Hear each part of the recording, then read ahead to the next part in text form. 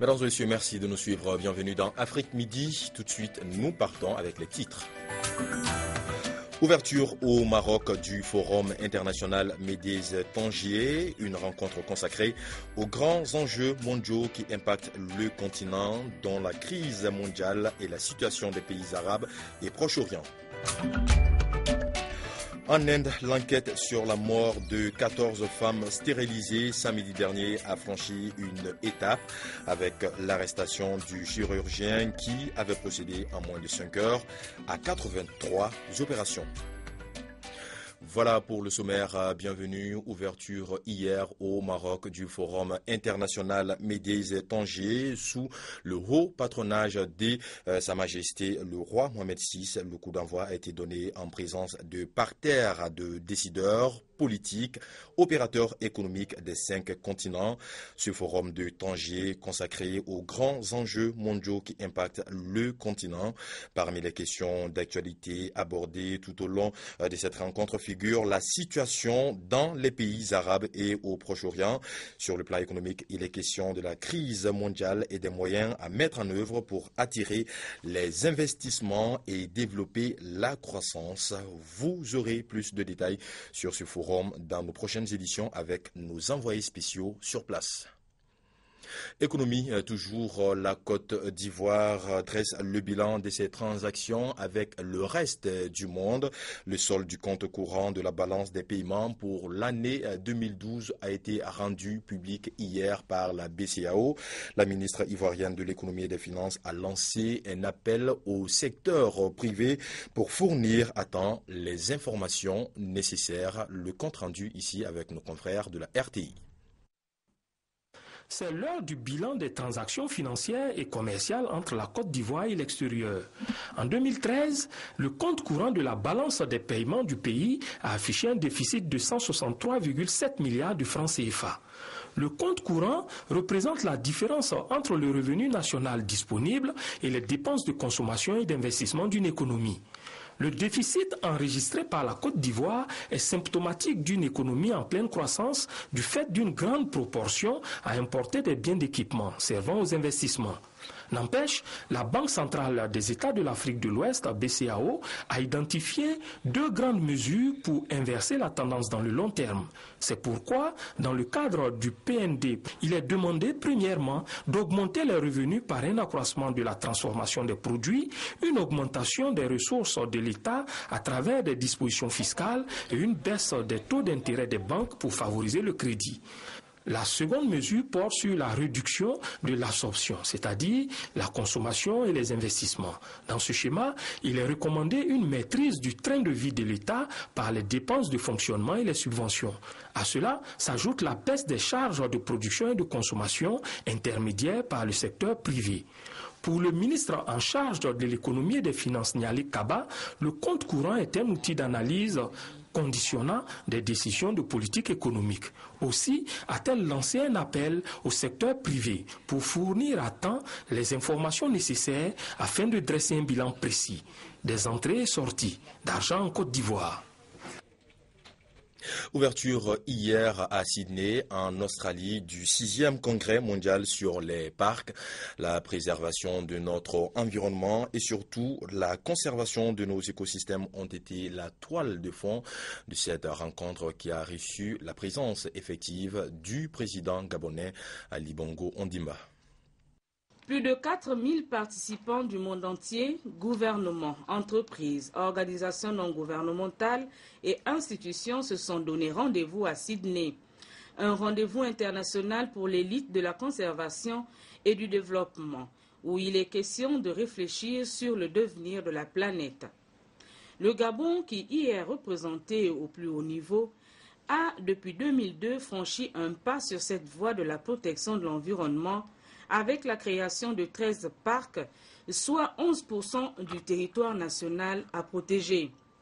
Aujourd'hui, plus qu'hier, la protection des ressources naturelles étant devenue un sujet d'importance à l'échelle planétaire, en même temps que l'on exploite nos ressources pour satisfaire aux exigences de la croissance et de la lutte contre la pauvreté, Nous devons également penser à la préservation et à la valorisation de ces ressources qui, à tout point de vue, aident à lutter contre les changements climatiques. Tous les intervenants à l'ouverture des travaux de ce 6e congrès mondial sur les parcs se sont donc accordés sur la conjugaison des efforts si le combat pour la protection de la nature et la préservation de nos écosystèmes, tant forestiers que marins, veut être gagné. L'association malienne des gestionnaires de ressources humaines était hier face à la presse. Objectif, informer les hommes de médias sur les préparatifs des 18e journées africaines des ressources humaines qui se tiendront du 18 au 20 novembre prochain. Le compte rendu ici avec Abdoulaye Maïga et Sekou Doumbia sous le commentaire de Diakadija Tangara. La gestion des ressources humaines en période de crise, tel est le thème retenu par les 18e journées africaines des ressources humaines qui se tiendront du 18 au 20 novembre 2014 à Bamako. L'association malienne des gestionnaires de ressources humaines s'est mobilisée pour la réussite de cet événement. Elles seront marquées par essentiellement de deux activités. Nous aurons le colloque autour du thème la gestion des ressources humaines en temps de crise. Quelles leçons nous avons appris et quels enseignements nous pourrons en tirer pour la période post-crise. À côté du colloque, nous aurons une exposition. Nous avons prévu des stands pour permettre aux professionnels des ressources humaines en République du Mali et dans la sous-région de pouvoir exposer leurs produits et services, faire une offre de services au public. Et à côté de cela, nous avons quand même une 50aine de visiteurs étrangers qui vont venir dans le pays. Nous souhaiterons pour leur permettre de voir un petit bout du Mali, partager quelques souvenirs du Mali et leur donner envie de revenir dans notre pays lorsque l'occasion se présentera. Ces journées seront l'occasion pour les experts qui y prendront part d'identifier et de mettre en exergue les stratégies et politiques en matière de responsabilité sociale des entreprises. Nous voulons que les entreprises maliennes, les organisations maliennes, les politiques au Mali, qu'on comprenne que la fonction ressources humaines a besoin d'être un peu mieux valorisée. Parce que le constat s'impose par rapport aux autres pays, nous sommes un peu en retrait. Nous devons faire des progrès pour essayer de rattraper notre retard dans ce domaine-là. À noter qu'environ 250 à 300 professionnels en gestion des ressources humaines venant d'Afrique, d'Europe et d'ailleurs échangeront pendant 2 jours sur le thème de la journée. Restons au Mali pour parler santé, alors que l'Organisation mondiale de la santé annonce que le cap des 5000 morts dus au virus Ebola venait d'être franchi. Dans le pays, l'infirmier qui a soigné un patient guinéen a lui aussi succombé au virus mardi dernier. Des tests ont été pratiqués et confirment qu'il s'agit bien d'Ebola. Du coup, la clinique a été mise sous quarantaine. 2 autres prestataires de la clinique seraient également contaminés. Selon des sources concordantes, la police et la gendarmerie ont été déployés tout au long de la clinique qui était jusqu'ici fréquentée par des centaines de personnes par jour. Ebola, toujours en Guinée-Conakry, des enseignants en formation contre l'épidémie dans le pays. Plus de 70 000 enseignants sont concernés par cette session. Objectif, faire une rentrée scolaire sans Ebola. Poursuite de la formation des enseignants du pré-universitaire aux méthodes de prévention d'Ebola en milieu scolaire. Près de 70 000 enseignants sont concernés.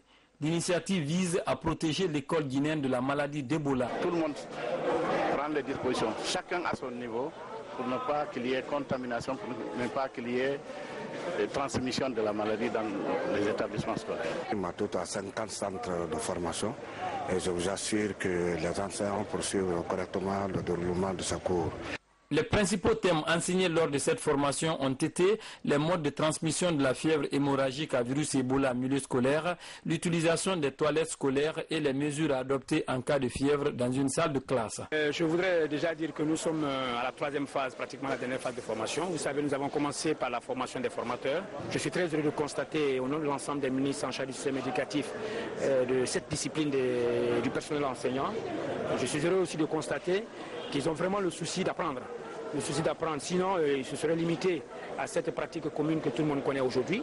Mais ils ont fait le déplacement pour apprendre parce que eux, à leur tour, doivent le démultiplier aux enfants. Une attestation est décernée à tous les participants. Elle servira de preuve et doit être présentée obligatoirement à l'ouverture prochaine par tous les enseignants avant l'accès à la salle de classe, déclare le ministre de l'Enseignement préuniversitaire et de l'Alphabétisation.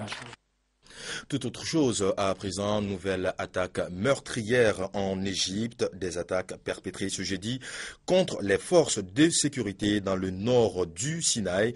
Dans un premier cas, 2 policiers ont été extraits de leur véhicule par des inconnus avant d'être exécutés.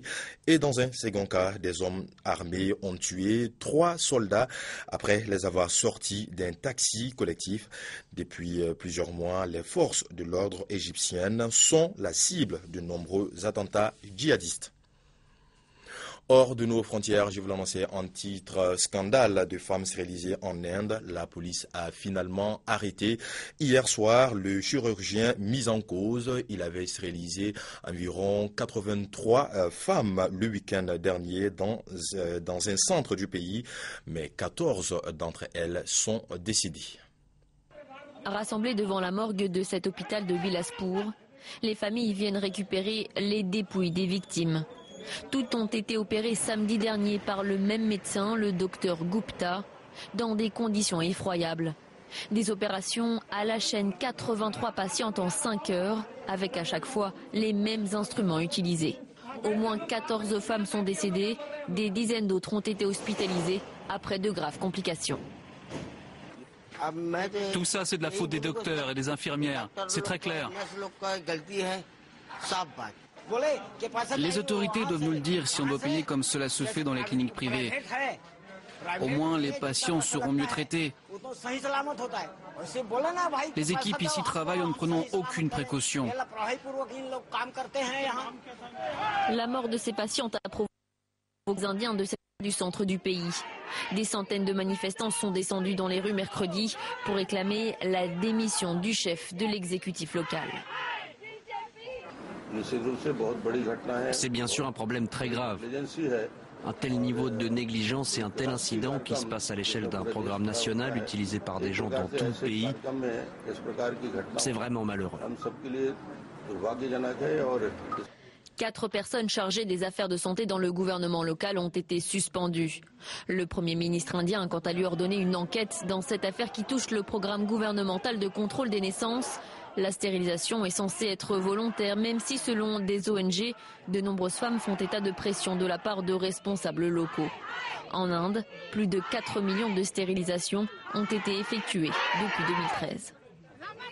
Après 2 mois de trêve fragile, l'Ukraine dit se préparer au combat en réaction à une concentration de troupes russes dans l'est du pays, confirmée par l'OTAN. L'ONU redoute le retour à une guerre totale. Une 26e réunion d'urgence et toujours aucune sortie de crise en vue. Pour l'ONU, la situation en Ukraine est même de plus en plus préoccupante. Nous sommes très inquiets du risque d'un retour à une guerre totale.